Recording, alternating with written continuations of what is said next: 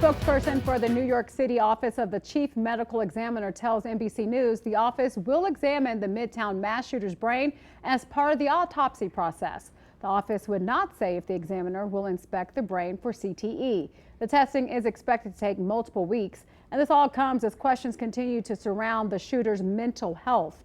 Now, police say there is documented mental health history for Shane Tamura. The 27-year-old killed 4 people, including a New York police officer, before turning the gun on himself Monday. Thanks so much for joining us live at 6. I'm Latoya Silman. And I'm Dana Wagner in for Jim tonight. Authorities recovered medication in Tamura's car in New York and his apartment here in Las Vegas. But little is known about his previous interactions with police here in the Valley that resulted in 2 mental health holds. Yeah, we do have team coverage, but let's go ahead and start with News 3's Kristen Drummond, who is live in our studio with the answers that we continue to seek from Metro Police.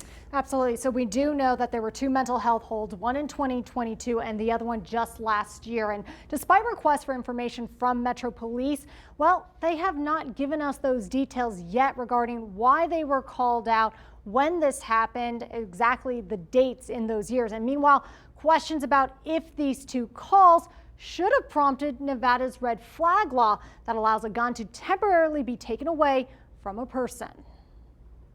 And they're relatively new in the state of Nevada. A spotlight on orders of protection related to extreme risk behavior, also known as Nevada's red flag law. Here it is online. In summary, if a person appears to likely self-harm or hurt others, a family member or law enforcement can petition the court to temporarily remove guns from that individual. The purpose of an order of protection against high-risk behavior is in that moment that they're exhibiting high-risk behavior, they're threatening someone else or themselves. Attorney Josh Tomshek, a former chief deputy district attorney who currently works on criminal defense cases. He says the most common high-risk protective order probably relates to suicide. That order of protection is good for 30 days unless it's extended. So at that point, he would get his firearms back if there's nothing else prohibiting him. Questions now if Metro Police obtained one for Shane Tamura, the 27-year-old accused of shooting and killing 4 people and then himself inside a Manhattan skyscraper on Monday. Authorities say he drove from Las Vegas.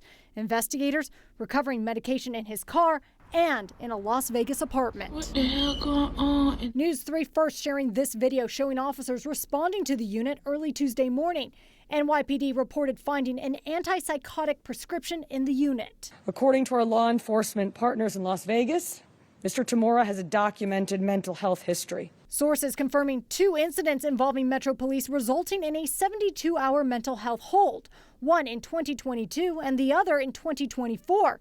News 3 requesting information and documents this week related to the 2 calls, but no response yet from the department.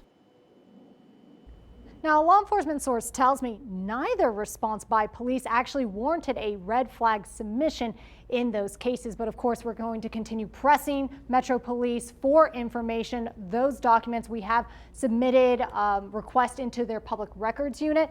And again, we're just waiting. It's a holding pattern. We're just waiting and seeing. Yeah, so many people with these questions and looking for these answers and hoping to find a way to prevent something like this from happening in the future. Absolutely. We don't want another tragedy like that. I hear from people out in the community. They're saying, how does a guy with a mental health history have a gun in his possession? So I know you continue to ask those questions. So Kristen, thank you for that. Meanwhile, new state law went into effect last month here in Nevada, allowing police to confiscate a gun in the custody, control, or immediate vicinity of a person who is placed in a mental health crisis hold. That hold, as you just heard, typically lasts 72 hours, 3 days.